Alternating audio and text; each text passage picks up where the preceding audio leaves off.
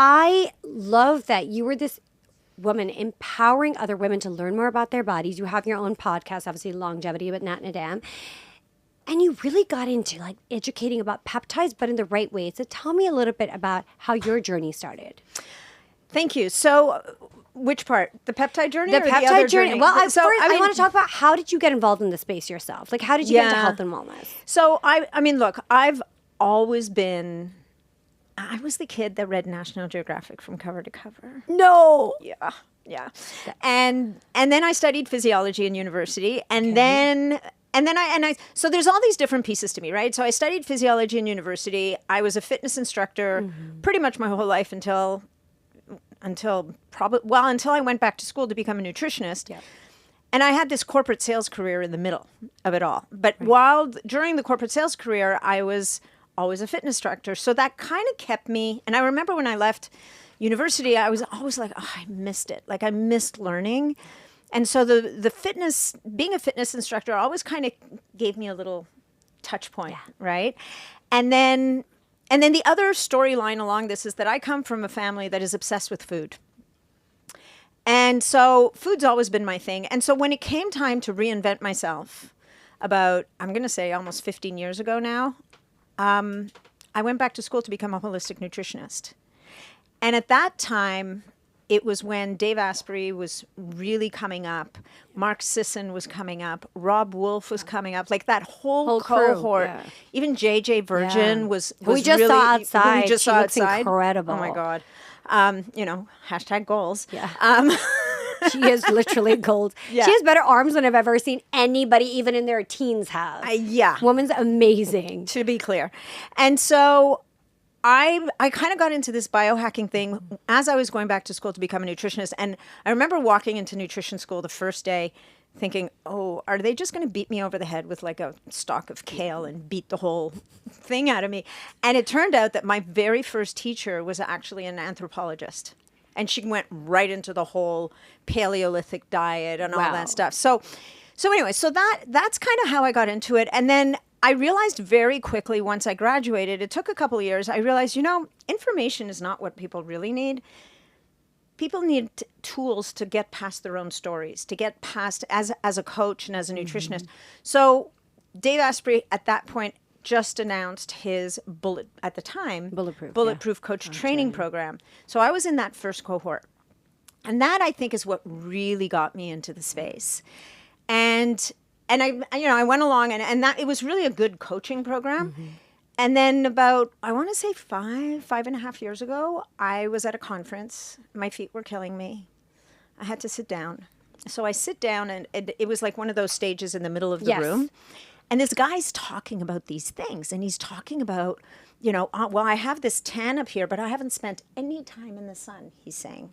And you're like, how is that possible? I'm like, wait, what? And then he starts talking about this peptide, and I'm like, peptide's a protein. Yeah. What is he talking about? So he's talking about this one peptide that helps him to have a tan without sitting in the sun.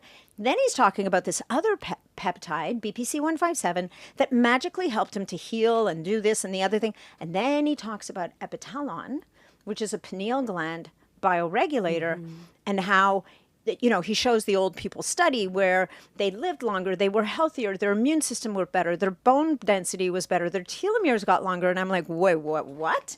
So I tap the guy. I'm like, is this guy for real? And the guy in front of me turns around and goes, oh, dude, this is the future of medicine. Yeah. And that was the beginning of my long fall down the rabbit hole. Yeah. And that's where you got, and you're like, that's it. That's it. So from there, I started a Facebook community that's now over 30,000 people. And then about a year and a half after that, I started the podcast, and that's it. There's a couple of things that you said that I'm really interested in. One, I just want to know, what is your personal diet? Because obviously food is so big to you. That's such a good question. And I would say that my personal diet, I'm coming full circle. I'm going back to my Mediterranean roots. Oh, beautiful. I can't tolerate a lot of grains at this stage of my life. Like, I think that our tolerance for different foods changes depending on our life stage. But I kind of left the building a little bit. I'm embarrassed to say that even I, like, we all get influenced by influencers, even influencers. And, I kind of got pulled, like, I figured out very early that the bulletproof diet was not going to work for me. Yeah. The ketogenic diet It's not for you. doesn't resonate with my Are physiology. you Sephardic or Ashkenazi originally? I'm Sephardic. Okay. So I'm Mediterranean. Yeah, Right. And as a exactly. good friend of mine who's in this space said to me, and she's Russian, she goes, but of course fasting doesn't really feel good to you, Nathalie. You come from the Mediterranean. There's always food around. Which doesn't mean I shouldn't fast. Yeah. And I do. But with measure. Intention, yeah. Right? And then I did a little foray into carnivore. That didn't go well at all for me. And so I've learned that, and I love my vegetables. It's like, my friends used to call me the veggie Nazi because whenever I would make a dinner, there'd be like 7 vegetables on the table. You have to get it all in for your microbiome right All of over it. here. You need to have a little bit of everything. So, so that's my diet. My diet is a very Mediterranean diet. It's Rich in polyphenols, healthy fats, obviously balanced out. Yeah, lots of more fish. I try, pescatarian. chicken is tempting because it's easy. Yeah. But I'm not convinced that chicken's the best food for us. And I love beef. Like, let's be clear. Yeah. I adore, like, good ribeye. You want to really get on my That's good our side. genetics, though, and right, Bone as marrow. well. Bone marrow and ribeye, and just a happy girl. But I can't eat too much of it. So that's my diet. You said something really important, and I think it's so important for our guests to hear this. You talked about how wellness is all about, like, undoing your programming of the stories that we tell ourselves and finding a better version of ourselves. And you and I speak about this in the DMs all the time, that we come from parts of the world where there's these trauma narratives and stories and people are scared of things. And I don't want to go back down that rabbit hole, but I do want to say the more I've healed my spiritual health and untold the stories that I've told myself, the better my physical health has become, the 100%. happier. People are like, oh, you're 42 and you're glowing. I've never seen you like this. I said, because I've started getting really comfortable with myself, because I've started undoing the stories that were not serving me anymore. Yeah. Yeah. And the stories that we tell ourselves that we don't even realize, the stories, that narrative that's always running in your head, it is so powerful. So the decision becomes, are you going to use it for good, or are you going to use it to keep tearing yourself down? And I think that, it's interesting. I think that getting in touch with those stories is just like keeping a food diary. And this is going to sound silly, but when I was practicing as a nutritionist, the most powerful thing I could get people to do was to write down what they ate every day. Yeah. Because without fail, people would come into my space and say, I eat a clean diet. But you're like, what is your definition of clean? And so without fail, after a week, they would come back and they'd be like, oh, I can't believe what I'm eating. Yes. Right? And so either they were trying to subsist on 600 calories a day, or they're actually consuming 3,598 calories. Not health, not going to work for most people. And it's the same as the stories in your head. And because we're not aware that we're like, oh, you don't look, oh my God, suck in your stomach. Oh my God, you don't look very good. Yeah. Oh, you're doing that again. I can't believe I keep doing this over and over again. Why am I doing this to myself? And that negative chatter self-talk, is a massive player in your physiology. Your subconscious is listening to every word that comes out of your mouth and every word that plays in your mind, and it is going to deliver on what you put out there. What you speak, you will become is one of the most powerful quotes. When I first heard that, I was like, it just knocked me back, right? Mind-blowing.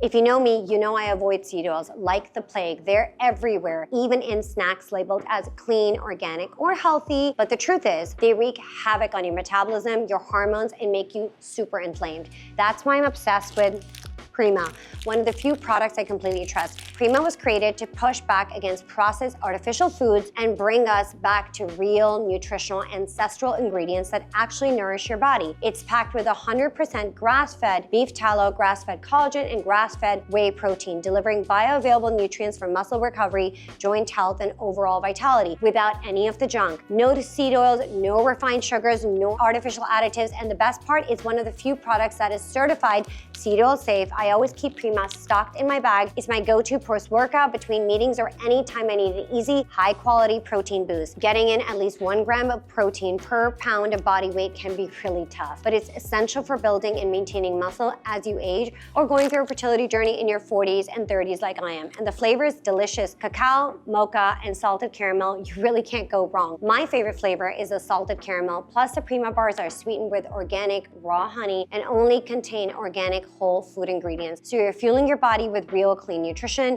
Because you're part of the Biohack-It community, you get 20% off. Just use code IMAN20 at eatprima.com. Ditch the seed oil, fuel your body right. You will feel the difference, I promise. If you look back at your life, what was a time that you felt that you had an aha moment with a story that you had been telling yourself, and it just was like really liberating to be unwrite that story? If you've had a moment like that. I think I constantly have those moments. Right? Because that's part of being human. It's part of being the human experience. Look, somebody just sent me a book. So, as a podcaster, you live this. We have books coming in the door. All the time. Products and books and gizmos and it's gadgets. Overwhelming. Oh, my God. And so I get a lot of books. And I don't know what it is about this book that caught my attention and what it is about this book that made me open it and start reading it. Okay. And I don't even know that I could remember the name of it because this happened literally 3 days ago. You're going to DM me when you get back to Canada. I'm going to DM you. And this is a woman who is I think she was a science writer. Okay. And she starts the book by talking about, basically she talks about the war that she was at with her own body. Right. Having not read the book, I don't know exactly how long it was for. And how she finally was able to give up the war and make friends with her body and accept her body and nourish her body and build her body and stop trying to tear down her body. Like for her, the tear down was being a distance runner because it was the only way that she could manage her weight and restricting her calories, because even though she knew that maybe she'd burn 300 calories on that run, well, if you eat another 300 calories, now you've wasted the run. And so she gets to a point where she's falling apart like a cheap suit because, guess what? She is falling apart like a cheap suit. Yeah. There's not enough nutrition to rebuild and to recover. And she discovers not bodybuilding, weightlifting, and the idea of feeding and nourishing and replenishing. And it completely changes her life. And as I'm reading this, I realize, you know what? I'm still in that narrative. Yeah. We still are. Yeah. I am. And I'm a ripe old age compared to this little chicken over here. And we don't realize how deeply embedded, especially as women, how deeply embedded that those stories are. Those stories, that narrative, that discussion is that you need to be better and look thin, a certain you way. need to look better. You need to be, oh my God, I'm not getting into those jeans properly. I've got to get back onto this, whatever, this, that, and the other thing. It's really interesting. And unfortunately, we live in a world and in a society that reinforces it every minute of every hour of every day. Social media especially. 100%. And I will stop short of saying, I will go to love your body.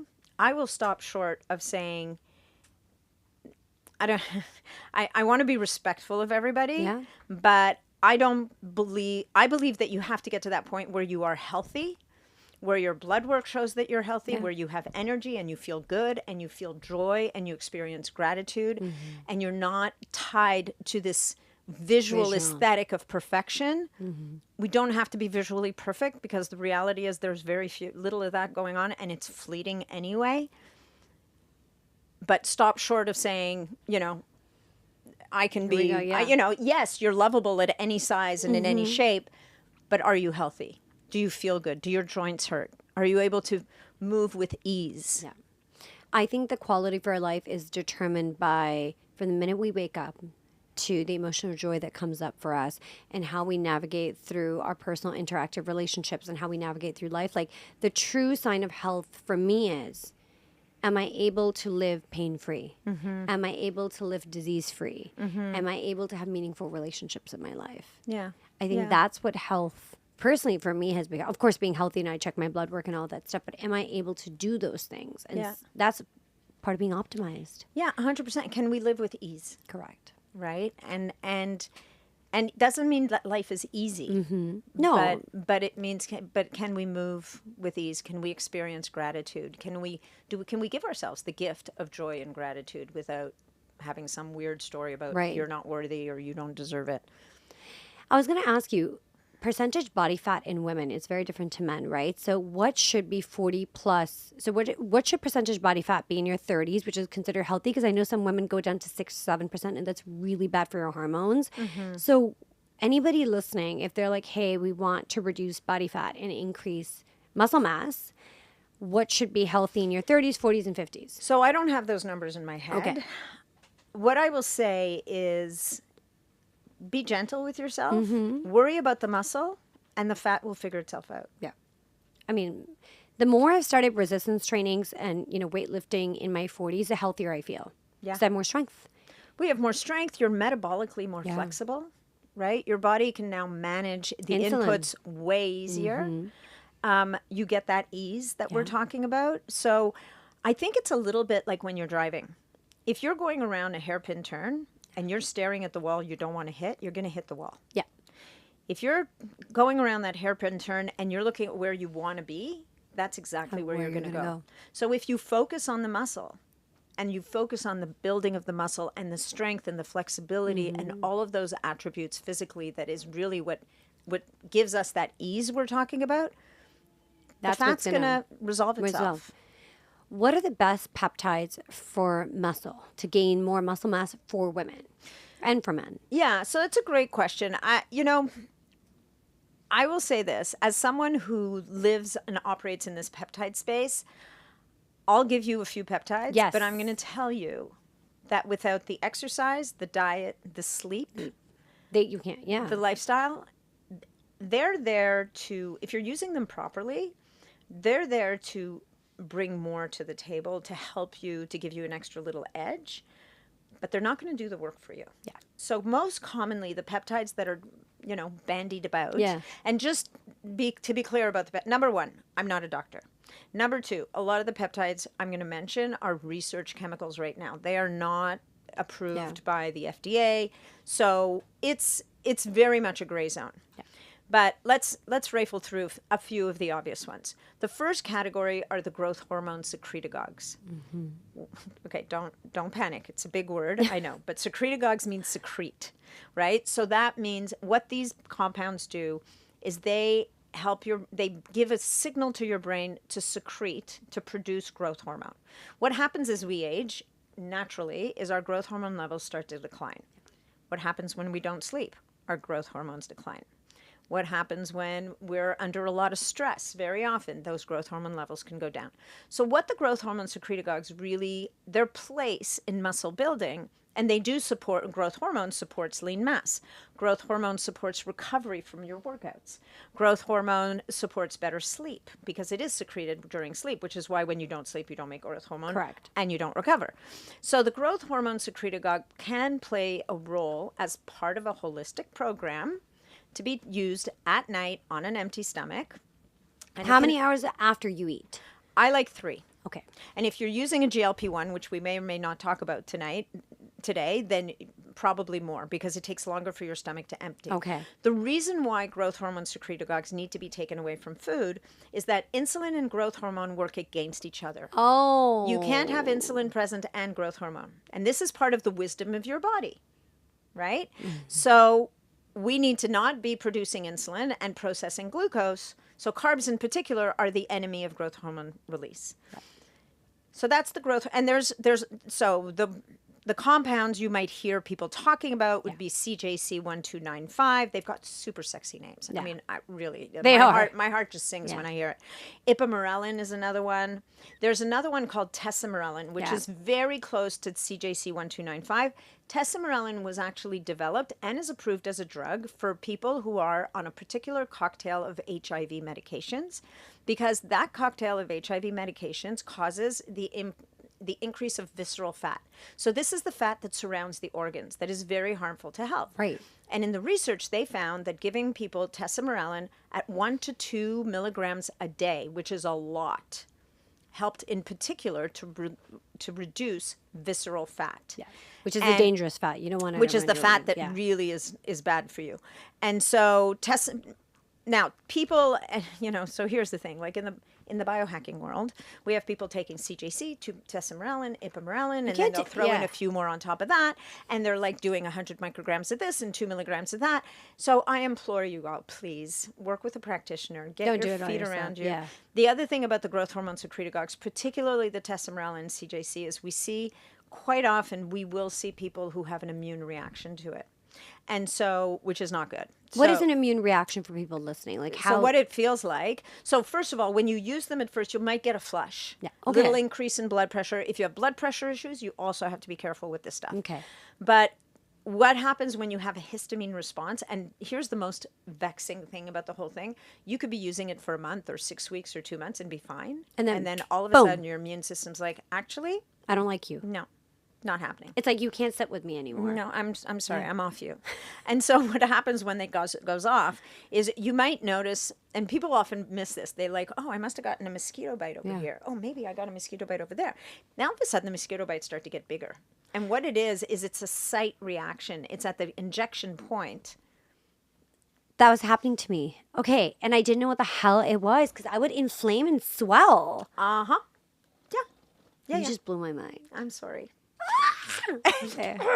And so the problem is that in some cases the immune system eventually backs down, but I think in many cases it does not. I woke up one morning with a golf ball over my knee, so it was not so good. So I don't touch the stuff. Ever. So do you take CJC still or not even that? I can't touch CJC, ipamorelin, none of them. Okay. I don't do so your body's like, done. My body's, that's a hard no. Yeah. So those guys are great for muscle mass. They help to promote muscle, and they also have some lipolytic effects. Lipolytic being fat reduction. Okay. So, and I will say that people fall into different categories. I've seen people and this happens with every peptide. You have high responders, and then you have people that don't really respond as well. We don't know for what reason, right? So it works really well for men.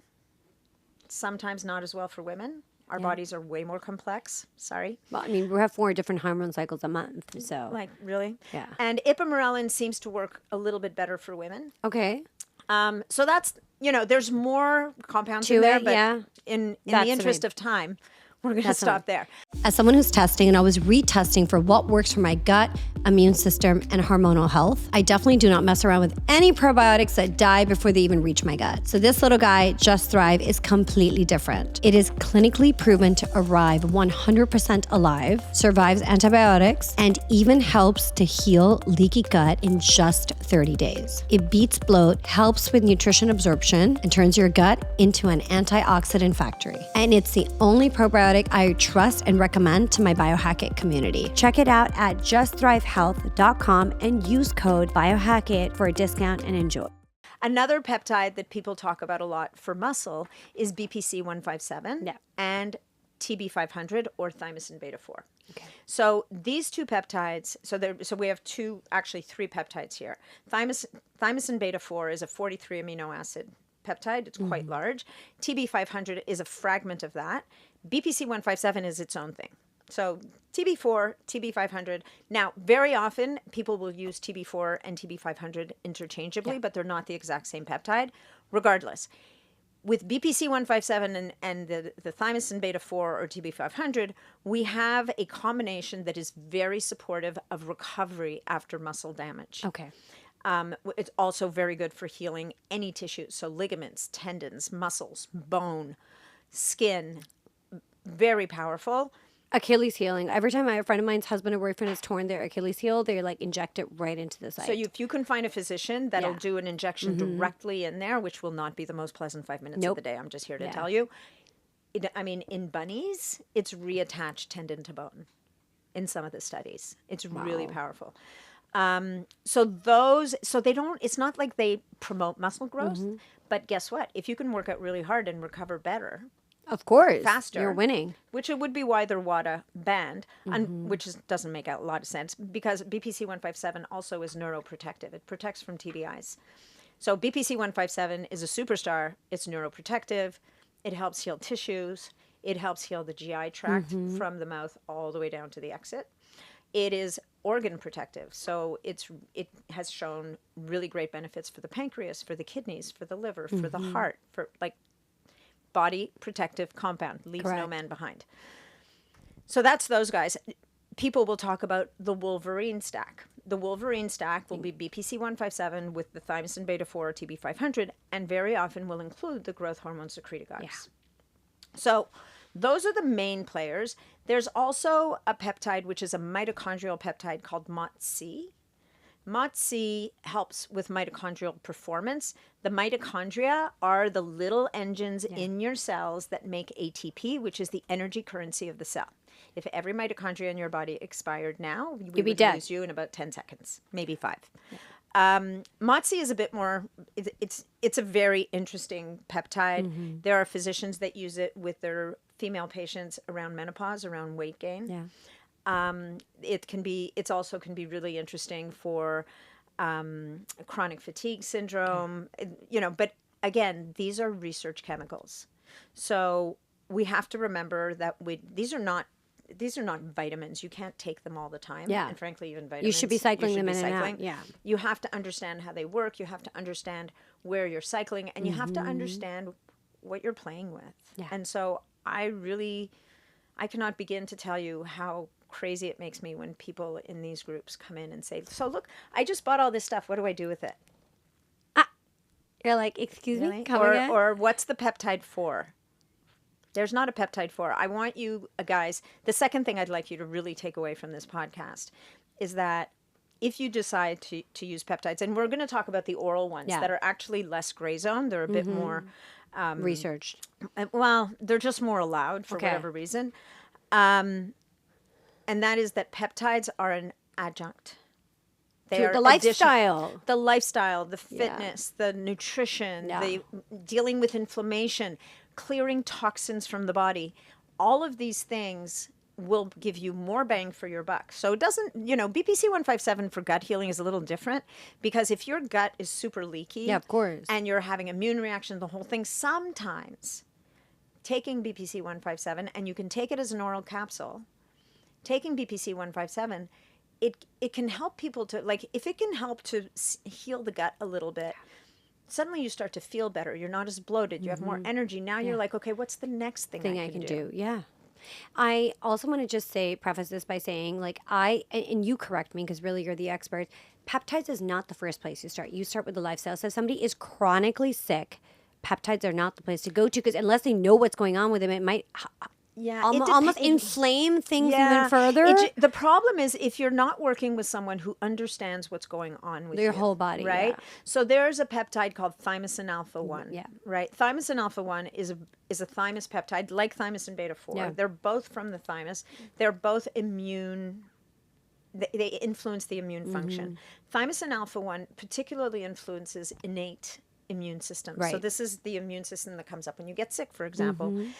And in many people, they're Th2 dominant, and Th1 is down here. And so with thymosin alpha 1, it can help to balance it to bring up the Th1.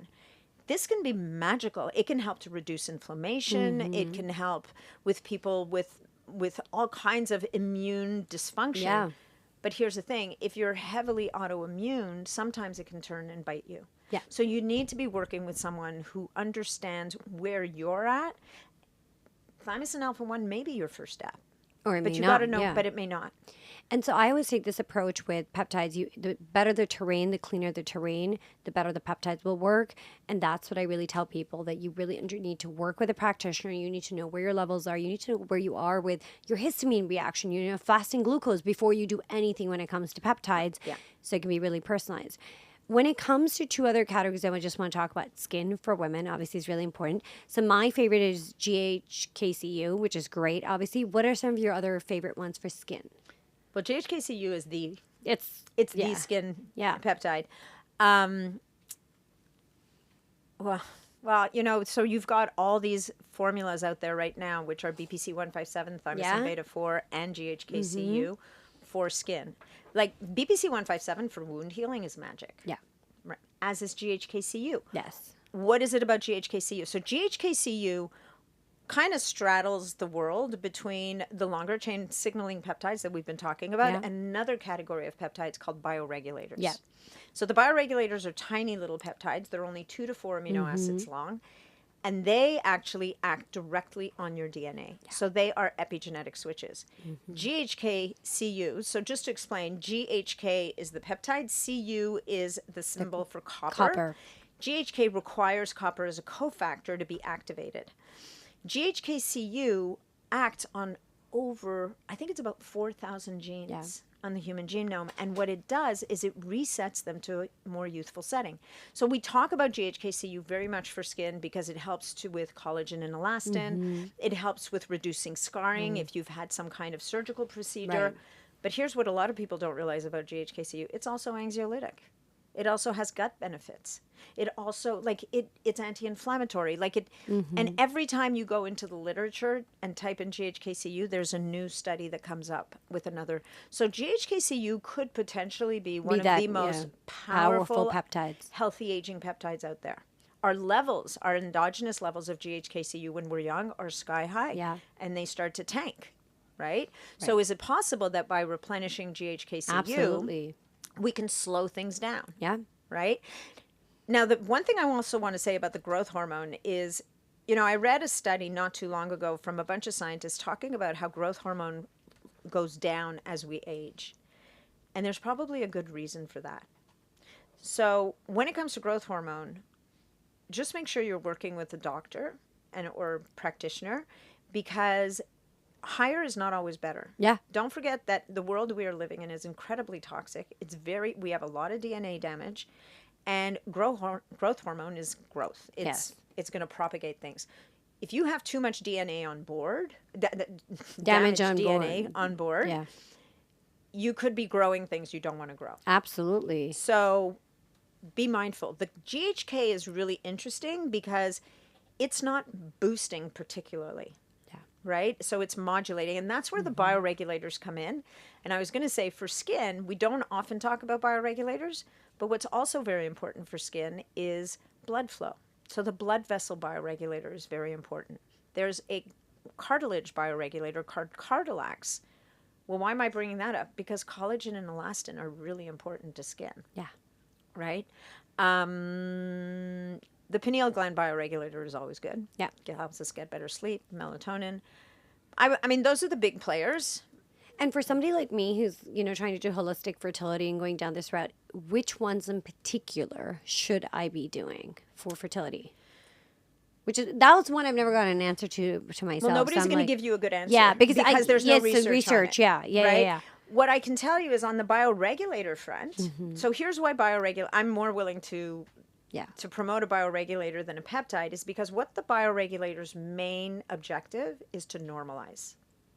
So if something's too high, it's going to bring it down. If something's too low, it's going to bring it up. Yeah.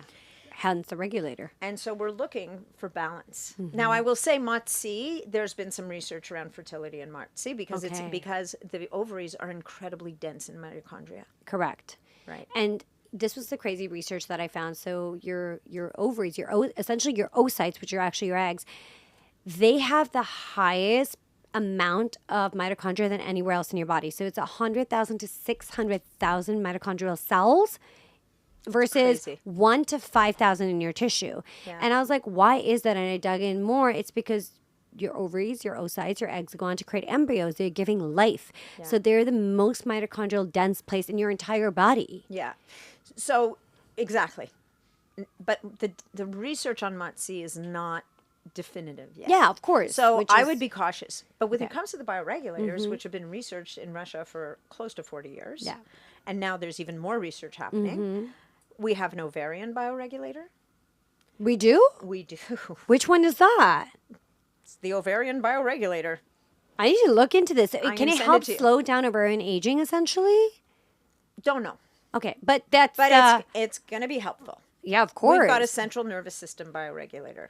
We've got a pineal gland bioregulator that helps to balance the entire endocrine system, in addition to modulating melatonin production, in addition to lengthening telomeres, in addition to regulating the circadian cycle.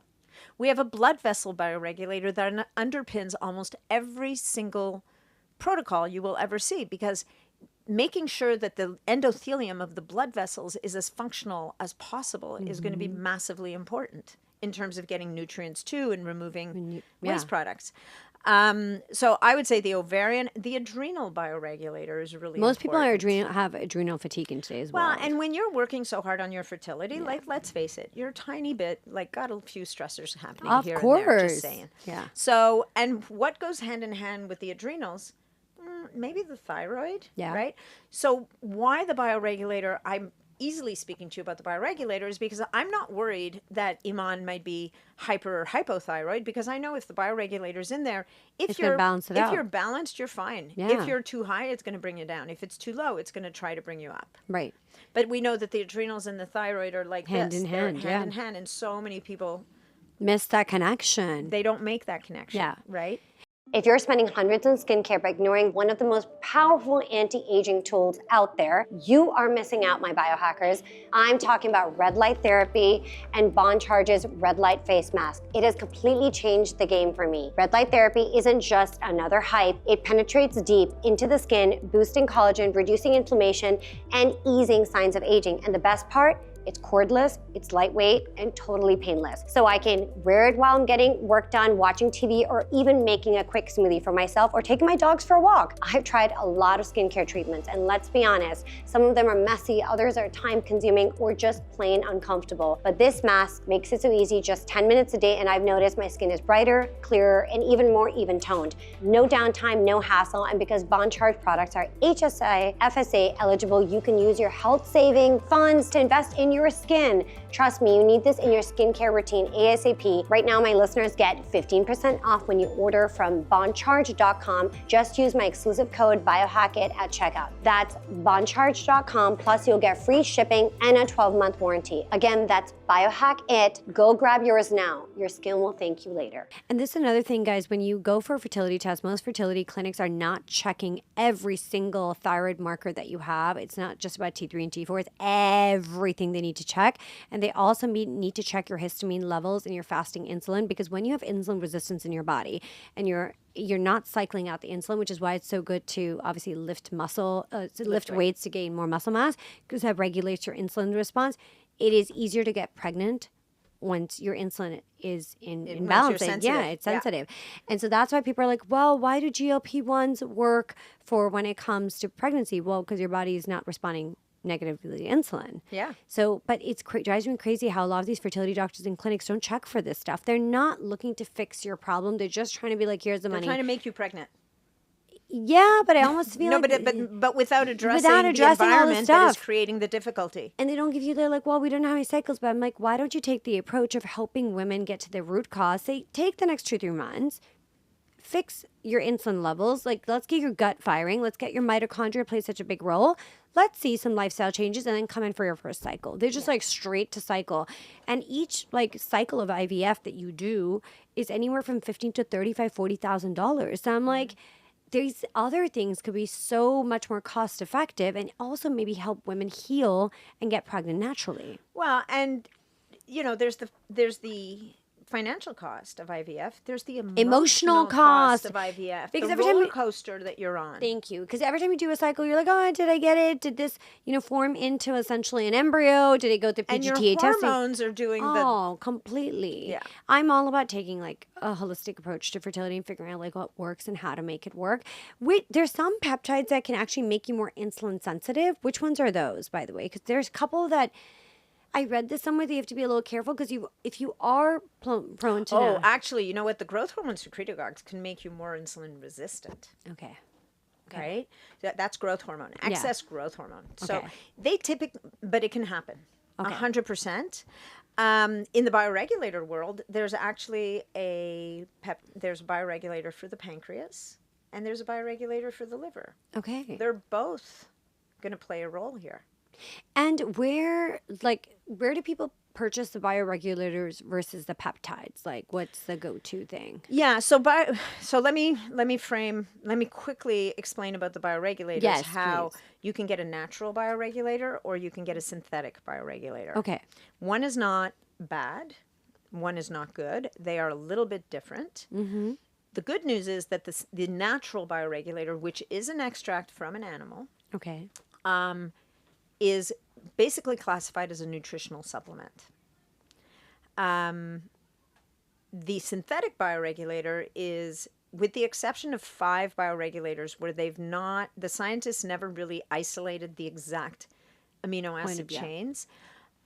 They've identified the exact amino acid chain that is the heavy hitter, because here's the thing: in the natural bioregulator, you have that bioregulator peptide, but you also have an entourage of other compounds. Right. With the synthetic bioregulator, you're just getting that amino acid sequence that is the big hitter. So the synthetic bioregulator we would get from a research lab, typically, and it would be, now traditionally it would be administered by subcutaneous injection. Yeah. We're now getting to the point where there's this crazed, frenetic activity going on around these things. We can now use them transdermally. Yeah. We're getting to the point where sublingual application is being offered Troches, as well. troches. So the bioregulator, because it's so small, it can get into anything. Right. So it's becoming much easier to administer. The natural bioregulator typically is taken as a capsule. Okay. And what are you currently cycling in and out? So I shockingly don't use a whole lot of peptides. Amazing. I use bioregulators. Okay. I believe in using peptides when you need them. Needed. And what bioregulators are you on? GHKC. I mean, we is all the love that one, exception. yeah. We all love that one. Which bioregulators are you on? I cycle through pretty much all of them. Okay. On like 2-3 month windows and cycles. So I do 10-day cycles. Okay. And I create stacks. So I've got a membership community, and I have a bunch of people with me where I write their year-long protocols, and they're cycling through bioregulators. And what I try to do is, if somebody knows that they have metabolic issues, we try to lean into those a little bit more heavily, depending on what people have going on.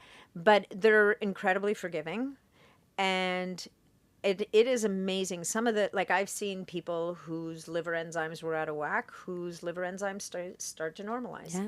I've had women who were hypothyroid who are doing all the other things. Please don't forget, they're doing all the other things. Sleep, and water, and selenium and iodine and all the things. And they've been stuck, and they bring in the thyroid bioregulator, and sometimes it's the last piece that they needed, right? So, you know, when the way I describe bioregulators to people is, imagine that the tread on the tires of your car is starting to wear thin. The bioregulator helps to restore the tread. It doesn't bring it back to that fuzzy tire that you bought home the first day, but it helps to restore the tread so that it brings back a degree of function. I think another big thing in this community is, you know, it gets really expensive to overhack yourself. It adds up, right? So it's inaccessible to the average person. Correct me if I'm wrong to say bioregulators are not only, obviously they work better and they're getting a little bit more research, but they're more affordable and pocket friendly than a peptide. They can be. Yeah. The other, you know, if you really don't have time, if you really don't have the funds for a bioregulator, I would invite people to consider the desiccated organ supplements that are out there. Dr. Josh Axe talked to me about organs yesterday as well on the podcast. What are your favorite organ brands? So, I mean, I don't have a favorite. Okay. I know that there's Ancestral Supplements, there's Heart and Soil. They're exhibiting here. And then I think, does Josh have an organ supplement brand these days? No, not right now. But he literally told me straight up, have raw organ, have it raw. Yeah. And he said if you eat chicken, obviously like cook it a little bit. But he's like straight raw organs. And I'm like, what? And he's like, yeah, just. That's a bit much. What? Yeah. Jab it into your mouth. Yeah. I don't think great. Yeah. But you don't have to go that far. Yeah. I think that actually Heart and Soil has a female formula and a male formula. Yeah. They have a blood builder. Amazing. If you go and read the testimonials on those sites, it's amazing. Does Paul Saladino still own it, or he sold it because I have no idea. Yeah, he started the company. I mean, he's amazing. He talks about a lot of this stuff on his taking organ meat and how it's like core to his diet. He's full-fledged MD, and he talks about how it's changed his health and his life. Well, if you look at the animal kingdom, what do they eat first? They go straight for the organs. Correct. Straight for the organs. Most nutrient dense thing in the body. And there's that ancestral health wisdom that says if somebody has a heart condition, we would feed them heart. Yeah. Like for like. That's what Josh was talking to me about yesterday. If you have liver, then you go eat liver. Whatever you're working on is what you want to eat in the animal, so it mimics that in your body. Correct. People aren't talking about this enough, but I truly want to optimize your health. We need to be paying attention to EMFs. We are constantly plugged in, surrounded by wireless signals, radiation, frequencies that our bodies have never ever been able to handle at this level. Research has shown that EMFs can disrupt sleep, impact cellular function, and contribute to long-term health issues. Yet we're rarely talking about this or how to protect ourselves from this. This is why I was so excited when I first discovered Lila Quantum Tech. I met them 2 years ago at a biohacking conference in Austin and was absolutely blown away by the founder, Philip Mon. Hearing him on stage and learning about quantum energy technology completely shifted my perspective. I knew I had to try it for myself. And now, 2 years later, I'm so excited to have them partner with me on my podcast. One of my absolute favorite products, the Heal 360 capsule, which I wear on my quantum necklace every day. This isn't just any pendant. It's scientifically designed and quantumly charged to support your body's natural ability to heal, energize, and protect itself from harmful influences. People using it have reported more energy, mental clarity, better stress resilience, and relaxation, deeper sleep, and faster recovery. And that is also the feedback I got from our supper club when I gifted it to all our guests. Lila Quantum Tech is leading the way in quantum frequency healing with products designed to neutralize EMFs, enhance cellular function, and help your body operate at its best. I personally felt the difference since wearing Heal 360 capsule, and I think you'll love it too. Check it out at lilaq.com and use code Biohack-It for a discount. That is LEELAQ.com and use code Biohack-It. Happy healing. I want to also talk about, besides like bioregulators, as you said, what are some other non-negotiables for you when it comes to health? In terms of things I put in my mouth? Put in your mouth, habits you have, a way you're living, just like some things you're like, this is my non-negotiable biohacks to live my best life. And it doesn't have to just be something science-based. It can be something emotional as well. It can be food, obviously, we discussed for you is a big thing. Food is a non-negotiable. I would say the non-negotiable for me these days is really, it's trying to stay out of the more is better world. Yep. And bringing it back to what are the basics. And, you know, and it's so funny, you know, as podcasters, sometimes we record a podcast and it takes us back to our roots. I just recorded a podcast about molecular hydrogen, which reminded me all the reasons why before I was the peptide girl, I was the hydrogen girl. I'm like, oh my God, it is as foundational. Absolutely. As foundational to our health as anything else. So hydrogen's about to get back on the market. On the we can't do without this roster. But I think that, you know, the most important work I've done over the last few years has been the inner work. It's been managing that conversation. It's learning to be kinder to yourself. And to clear the clutter. Right. I think that's so important that you said that. I think for me, that's been a really big thing, is quietening a little bit of the noise, because I have like a monkey mind. So I was going, but also really stepping in and leaning into myself. And I always say the work that needs to be done is where you feel the darkest and scariest to go. And that's where you actually need to run towards. So the things that scare you the most is where you run towards, because that is where your journey truly begins. And when you face that stuff and you face yourself and you face your demons or whatever it is you call it, right? You feel almost like a weight has been released. And then you can actually start this flow state that they call it. It starts existing in your everyday life. 100%. I think that the scary things, when you turn around and look them in the eye, stop being quite so scary. Yeah. Right? It's the anticipation, the fleeing, the not knowing. And very often, if you turn around and look at it, you're like, oh, it's you. not that bad. It's okay. Yeah. You know, we can handle this. We can move with it. We can deal with it. We can diffuse it. Like, there's going to be different things for different things. Yeah. And that was a really beautiful way to put it, Nat. Different things for different things. I totally understand what you're saying. And, you know, our bodies are so innately intelligent. It's learning muscle memory. So once you face something and you develop a positive association with it and a response, it becomes easier and easier and easier and easier. So that thing that you fear, that big, dark elephant in the room, stops feeling like that and a weight on your chest, because your response to it changes and your outlook to it changes. And the fear goes away. Yeah. Right? Fear is our big enemy. Fear and anger. It's two of the biggest things. What do you think your biggest fear that you have conquered to date has been? Obviously, it's changing. We're always overcoming different things. But what is your biggest fear you think you've changed? My biggest fear is the fear of confrontation. Really? Yeah. So, yeah. Yeah, as much as people think I'm a super tough person, I loathe confrontation. When's your birthday? December. Oh, so you're sad. Yeah. So you're just like, this is Uh, uncomfortable to me. I want everybody to love me. Yeah. I want to be friends with everybody, and I can't stand confrontation. Yeah. And I've learned, and this is through work I've done over even the last year. Yeah. That confrontation doesn't have to be confrontation. No. It never needs to be confrontation. I mean, occasionally you run across someone who's just a jerk. Crazy, yeah. But confrontation, 99% of the time, that thing that you fear the most, that keeps you out at night, and you're like, oh my God, I'm dreading that conversation. I can't believe I have to do this. If you approach it in the right way, which I'm by nature a diplomat, I can diffuse almost anything. Yeah. I think people need to get okay with having hard conversations and still hearing the other person out. You don't always have to agree on everything because you should not be forcing your opinion down someone's throat. Meet people where they're at. Say your piece, but accept them for who they are. And I think you and I speak about this a lot on Instagram, right? Because of the things that have been happening in the world I think it's crazy to me that we just think everyone should think like us and be like us, and we've lost tolerance, and we stop humanizing each other. For some reason, we just think we're better, and that's the disservice not only that we're doing to ourselves, but we're doing to humanity. 100%. Is that when you stop seeing the other person as a human being and try to understand for a second where they're coming from, and just say, we may not see eye to eye on everything, but I can completely understand and relate to what your human experience is.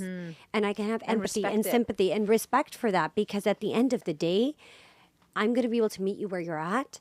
And maybe I come around or maybe you come around, but let's have tolerance for each other. And I think social media sometimes makes us forget that. Always. Because you have these people sitting behind screens who just think they can say anything to you. And I'm like, what are you saying? Well, and you're forgetting, people forget that at the end of the day, we're all after the same thing. Yeah. We're after safety. We're after being loved. Yeah. We're after love. Acceptance. Like we all want the same things. I mean, there's exceptions to the rule. There are bad actors in the world who are not, But even they have a baseline of wanting to be loved and accepted. Yeah, but they which are they're lashing far out. off Yeah, the, they're so far off the train. Yeah. But for the most part, most of the people you will meet, there's commonality. There's I actually spoke to a therapist recently, not a body worker who's doing things to your body that are really uncomfortable, and so, but he never stops talking. So as you're, he keeps your brain so engaged that you don't realize what's going on. And I'm and I know that he was treating multiple people with very different worldviews at the same time, and I'm like, how do you do it? Yeah. Like, are you just playing me right now? Yeah, exactly. He goes, Nat, I find common ground. And I will always be able to find common ground with anybody. And that's what it should be about, and looking for that. I was going to say, you're based in Canada. The healthcare system in Canada has become really draconian. Am I okay to say that? Yes. What the hell is going on? By the way, I love how people romanticize Canadian healthcare. And I'm like, guys, don't romanticize it. It is extremely draconian. Well, it may have been okay for a while, but the wheels have come off the bus. Yeah. They've run out of money. It's not okay. Yeah. It's really unfortunate what's happening. Is it gone as far as, I've been hearing things, but I'm not Canadian, so I'm going to ask you, that they're trying to even regulate supplements now? And okay, so talk to me about that, because I thought that was crazy. And I told somebody the other day, they said, really? I said, yeah, that's what I'm hearing from the Canadians. Yeah. If you case in point, you try to buy in Canada the supplement, a professional brand in the States, if they're lucky, have a website in Canada, it will be a stripped down version of what they're allowed to sell in the States. And they're bringing in new regulations where you have to meet whatever criteria, but they've made it almost impossible to meet the criteria, or excruciatingly expensive. But why is that? Well, I think that I hate the big pharma narrative, but I think it's true. I think it's true. 100%. I think that big pharma in Canada is after the same thing that big pharma in the States America is after. They have their claws in. They need to keep people sick and alive, right? Yeah. And so when natural supplements come in, and they can couch it with lack of evidence or not enough clinical this or not enough that, but the proof is in the pudding. Yeah. And clinical trials only will take you so far. The fact is that if you have a physician who has 20 or 40 or 50 or Their personal 100 experiences. of clinical, Yeah. like in real life clinical evidence that says that this supplement or Yeah. whatever the case may be can help people's outcome, why would we bring them into court and take away their license? Right, exactly. I just think that statement, like, it just annoys me so much because I'd like to, I mean, I'll just go there and say this. I was like, I have a really strong stance on certain vaccines. And I said, you guys shoved a vaccine down people's throat. There was not one long-term clinical study done to see what the effects it was on humans, what it was on women who were pregnant. And there are studies and research now showing that stillbirths went up or miscarriages went up for women that were vaccinated versus women that were not. I was speaking to a friend the other day who had her second kid, was having a healthy pregnancy, got vaccinated, and her daughter is now having open heart surgery. And she directly says, my first child is healthy. My second child is having a lot of health issues. Same parents, born a couple of years apart. What's the difference? My child, I got vaccinated when I was like third trimester. So at the end of the day, this narrative does not work because there's not clinical studies and research to say, hey, I can back into everything that I'm giving you. It's what lines their pockets. And this is where the incentives needs to be unlinked and like there has to be regulation around pharmaceutical companies. Well, yes, and the problem is that the conversation is not being allowed. No, they And shut it all so, down. yeah. Holistic practitioners cannot exist anymore in Canada. Yeah. They're all like having to leave and and it's come not, out. the States isn't too far behind. Yeah. Like the problem is that, and I just had this conversation with a physician on vaccines, and that is that instead of taking a stance that vaccines are necessary or No, vaccines it's are a bad, choice. it's not even a choice. It's can we study the people that are hurt by vaccines to understand What's gone wrong? what went wrong? And Yeah. because we now have through AI, we have the computational ability to crunch data in a way that we've never been able had to do and before. fast. And so now we can start to say, we can stop the argument of vaccines cause autism or they don't, because clearly they don't cause autism in all children. Well, by September, Bobby Kennedy just came out and said a couple of days ago, by September, we're going to know the baseline cause for the increase in autism and what's really going on. Because that's what they're going to do. They're going to look at data. I hope so. But it's about, we've got to strip away this blinder attitude because that's driving an agenda Yeah, that absolutely. honestly is probably meant to be positive. Well, of course it's meant to be Education positive. is power. Knowledge is power. But we need to have the discussions. Yeah. We need to have those discussions. We need to not just look at one piece of the puzzle. We have to look at the whole puzzle. And put it essentially together. Yeah. Do you see yourself moving out eventually of Canada and moving where? I don't know. I don't know. I think it's complicated right now. I don't see the States as necessarily being a better place at this very minute. I don't. Yeah, we have to see kind of what happens over here with healthcare over the next 4 years. Well, 4 years and beyond. It's the quality of life. It's more than healthcare, right? There's a lot more going on. So I don't know. I can't answer that. You know, the biggest thing, so I moved to America about 12 years ago. Prior to that, I lived in London. I've lived in Dubai and stuff. One of the biggest things in this country, I mean, I'm a born American, has given me so much, but it's a very divided place to live. And that kind of emotionally exhausts me because I did not grow up living in a place that I said, what's your background? What's your religion? Where do you come from? And you have to double down on who you are. So I'm not used to this. So when things happen, they really unregulate my nervous system because I'm like, what sort of world are you living in? And I didn't grow up that way. Yeah. So until like I was 30 years old when I moved here, and I'm 42, I didn't have this exposure. And all of a sudden my brain is like, what is wrong with people? And they write the most hateful things online and they say things. And I'm like, it's not about you versus me. And I've never had to exist in a world to be like, I need to know your race, your background, your this stuff to see if you're acceptable. I always just met people for people. Either I liked you as a person or I didn't like you as a person. And that's what the baseline was. And it feels like, I think America was always like this. I just think that we didn't have it on blast the way we do now because of social media. Yeah. It's we're not in a good place right now. No. We're going backwards. So let's hope. Let's see what happens. I really hope at least these conversations are happening and we're going to be able to turn some of the things around. But I am interested to see how it affects health on such a big level. Obviously, this administration is really pro studying peptides, introducing stem cells, which is crazy to me. I think stem cell therapy should be available to people over here. We have to travel for it. What's your take on stem cells? I think that it's another new frontier. Right. Right? I mean, clearly they show a lot of promise. They can be fantastic for a lot of things. Mm-hmm. I think that North America, like Canada and the US, they're a little bit missing the boat by pushing people to go. They have to go to Mexico or Panama or whatever. I mean, there's more and more stuff happening with stem cells in our systems now, but certainly not in the conventional Not today. Yeah, system. absolutely. I think they're very promising, but I think they're complicated. Yeah. I don't think it's as simple as just getting a stem cell infusion. No.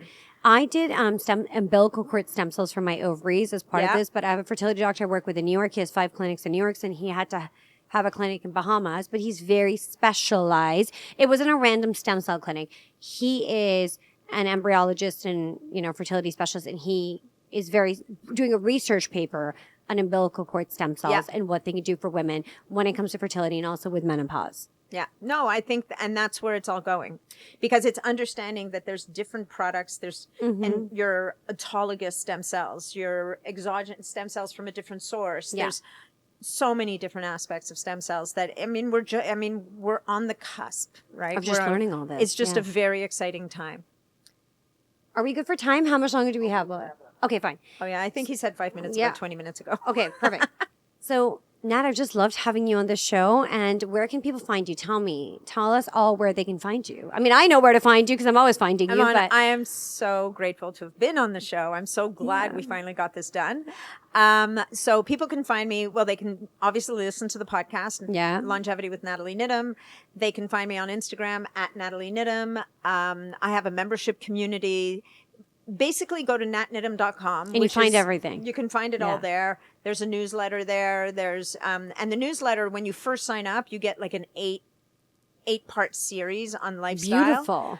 And then there's a peptide-specific newsletter. There's the membership community, all the things. I just love you. And I'm so glad we're friends. And I found you at that conference 3 years ago and I ran up to you. I pushed people out of the way and I said, can we take a picture together? Because I'm a huge fan. I still have that photo, by the way. So thank you so much. Thank you. Thank you for being here. It's been a pleasure. Thank you for being you and all that you do. Thank you. Thank you for tuning into Biohack-It. If you've enjoyed today's episode, please don't forget to subscribe, rate, and leave a short review. It really helps us reach more listeners just like you. Follow us on Instagram at Biohack-It for exclusive content and the latest updates. Remember, your health is in your hand and curiosity heals.